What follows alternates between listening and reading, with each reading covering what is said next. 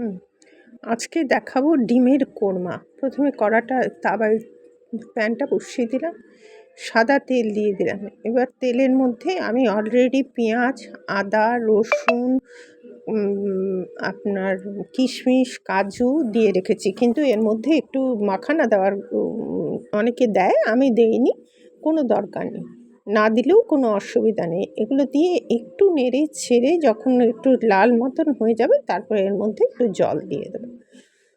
দেখুন, এটা একটু লাল মতন হওয়ার মতন হলে পরে এর মধ্যে জল দিয়ে দেবো, তারপরে এটাকে ঠান্ডা করে নেব।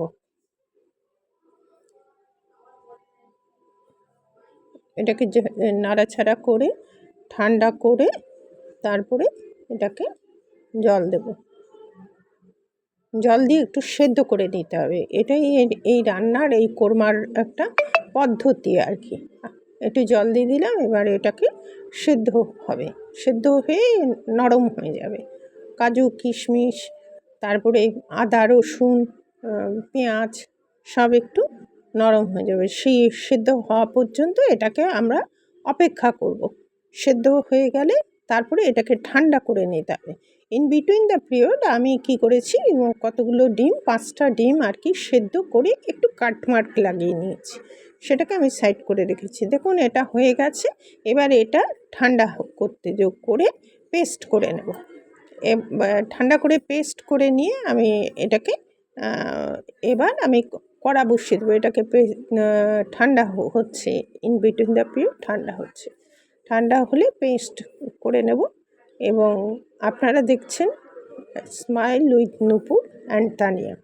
এবার কড়া বসিয়ে দিলাম। কড়ার মধ্যে আমি একটু ঘি আর তেল দিয়ে দেবো, সাদা তেল দেবেন। ঘি আর সাদা তেল মিক্সড করে দিয়েছি। ঘি দিয়েও করতে পারেন, নাও করতে পারেন, সাদা তেল দিয়ে করতে পারেন। এর মধ্যে এলাচ আর দারচিনি আমি ফোড়নে দিয়ে দেবো। ফোড়নের একটু সুন্দর গন্ধ বেরোলেই তারপরে আমি এর মধ্যে ওই যে যেটা করেছিলাম পেঁয়াজ, আদা, রসুন, সেটা পেস্ট করে নিয়েছি অলরেডি। এই পেস্টটাকে আগে তুলে দেব। পেস্টটাকে দিয়ে দিলাম। পেস্টটা দিয়ে এটাকে একটু নাড়াচাড়া করে, আর ওই বাটি ধোয়া জলটাও একটু দিয়ে দেবেন। একটু নাড়াচাড়া হয়ে গেলে পরে তারপরে এর মধ্যে জলটা দিয়ে দিলাম। জলটা দেওয়ার পরে আমি এর মধ্যে 1 চামচ জিরে গুঁড়ো, 2 চামচ, মানে বা আপনি অ্যাকর্ডিং টু মেজারমেন্ট, আমার ছোট চামচ ধনে গুঁড়ো দিলাম।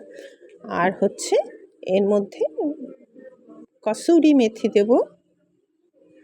এটাকে ভালো করে নাড়াচাড়া করে এর মধ্যে আমি দই দিয়ে দিলাম, ফেটিয়ে রেখেছিলাম, দই দিয়ে দিলাম। তারপরে এর মধ্যে একটু ফ্রেশ ক্রিম দিয়ে দেবেন। আমি একটু ফ্রেশ ক্রিমও দিয়েছি। এটাকে একটু নাড়াচাড়া করে প্রায় হয়ে এসছে, দেখবেন এর মধ্যে একটু ফ্রেশ ক্রিম দিয়ে দেবো। ফ্রেশ ক্রিম দিয়ে দেবেন। মাখানা থাকলে ভালো হতো, মাখানা নেই, একটু টেস্টটা বাড়ে, না হলেও কোনো অসুবিধা হবে না।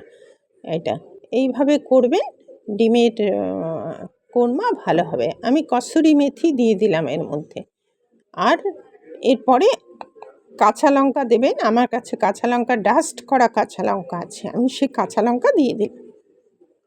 আমি ডাস্ট করে রাখি কাঁচা লঙ্কা। এরও একটা ভিডিও আছে কীভাবে কাঁচা লঙ্কা ডাস্ট করা হয়। আমি এটা বর্ষার দিনের জন্য কাঁচা লঙ্কাটা এইভাবে ব্যবহার করি।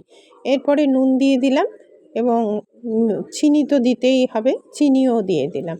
দিয়ে এটাকে নাড়াচাড়া করে এবার আপনি একটু ঝোল রাখতে পারেন, মানে রসা রসা, নাও রাখতে পারেন, এরকম অবস্থায় করতে পারেন। এর মধ্যে ডিম কোনো ভাজার কোনো প্রয়োজন নেই, কাট লাগানো ওই ডিমটা দিয়ে দেবেন। আর আমি একটু জল দিয়ে দিলাম, ওই যেটার মধ্যে ডিম টিম ভেজেছি এবং মশলা টশলা দিয়েছি সেই জলটা।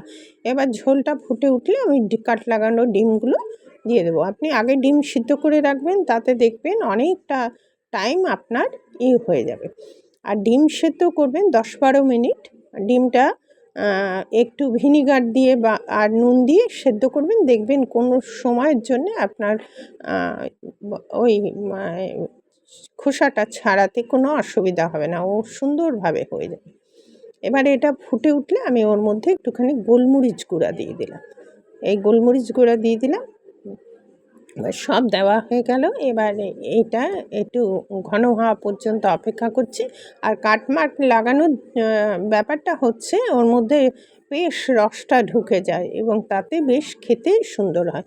এবার আপনি নামাবার আগে এর মধ্যে আমি তো ঘি দেবই, ঘি দিয়ে দেবেন আর একটু গরম মশলা গুঁড়ো দিয়ে দেবেন। আমি গরম মশলা গুঁড়ো আর দিলাম না, তবে ঘিটা আমি অবশ্যই দিচ্ছি, কারণ একটু ঘি দিয়ে দিলে গন্ধটা ভালো হয়। ব্যাস হয়ে গেছে। এবার আপনারা দেখছেন Nupur, smile with Nupur and Tania. এতক্ষণ থাকার জন্য আপনাদের অশেষ ধন্যবাদ। এবং এইটা ভাত, রুটি, পরোটা যার সাথে খুশি খেতে পারে। আজ তাহলে চলি, পরবর্তীতে দেখাবে যে কোনো একটা